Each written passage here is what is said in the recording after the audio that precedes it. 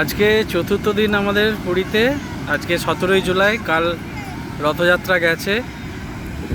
আমি একাই গেছিলাম, মানে একদমই ঠিক সিদ্ধান্ত ছিল, এদের কাউকে নিয়ে যায়নি। নিয়ে গেলে যা ফাঁসতাম। কালকে যা জিনিস দেখেছি বা যা জিনিস উপলব্ধি করেছি আমার সাথে, তাতে করেই আমি প্রচণ্ড আতঙ্কিত হয়ে গেছিলাম। যাক, মানে ভগবান আমার প্রতি সহৃদয়। আমি পুরোটা খুব ভালোভাবে দর্শন করেছি, এনজয় করেছি।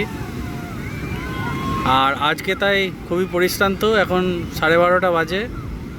মানে এখানে আমরা বিচের উপর এসে বসে আছি, আর জলে নামতেও ইচ্ছে করছে না, মানে ক্যালোরি আর অবশিষ্ট নেই। খুব টায়ার্ড লাগছে, সেই জন্য আমরা এখানে বসে আছি। আর এই দেখুন মানুষ সবাই কত আনন্দ করছে।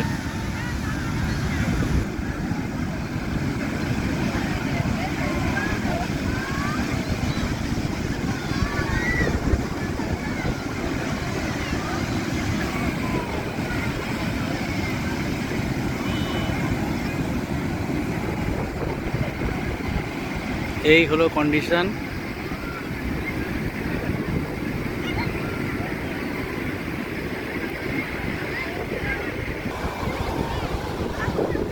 একটু আগিয়ে গিয়ে আপনাদের দেখাচ্ছি। প্রচণ্ড ঢেউ বাবা, প্রচুর ক্যালোরি বার্ন হয়।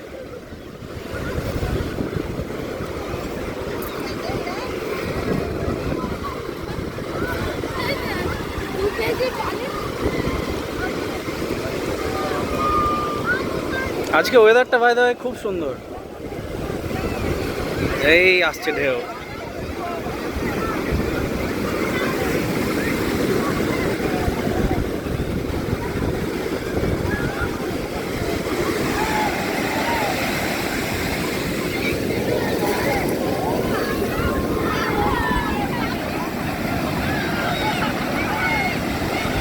পরপর পরপর ঢেউ এসেই যাচ্ছে। আরে বাপ রে বাপ,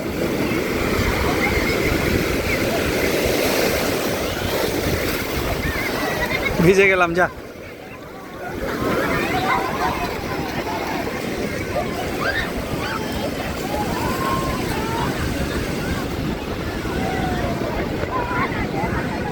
এদিকে রায়ের মা মাসি বসে আছে।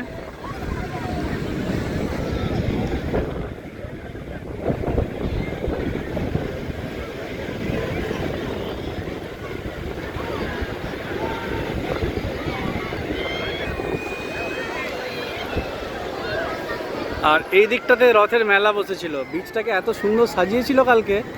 আমার কাছে ফোন ছিল না, বৃষ্টি করছিল বলে আমি ফোন রেখে গেছিলাম। লাইটিংগুলো আপনাদের দেখাতে পারলাম না।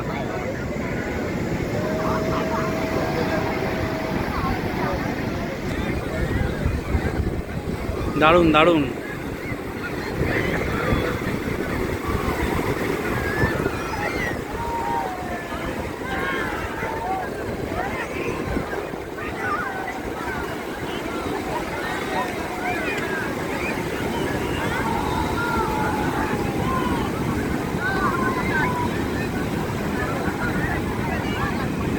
দেখেছেন ঢেউ কত বড় বড় পড়ছে?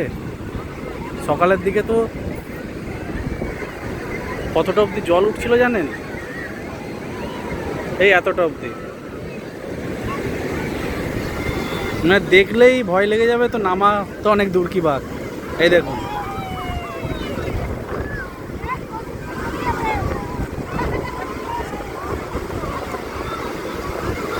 কালকে আমি গেছিলাম, আজকে এখনও জগন্নাথ দেব পৌঁছতে পারেনি। কালকে তো নন্দী ঘোষ মানে জগন্নাথ দেবের রথ মানে 1 ফোঁটা নড়েনি, 1 ইঞ্চি নড়েনি। আজকে দেখলাম 10টার সময় শুরু হয়েছে, রথ আগাচ্ছে।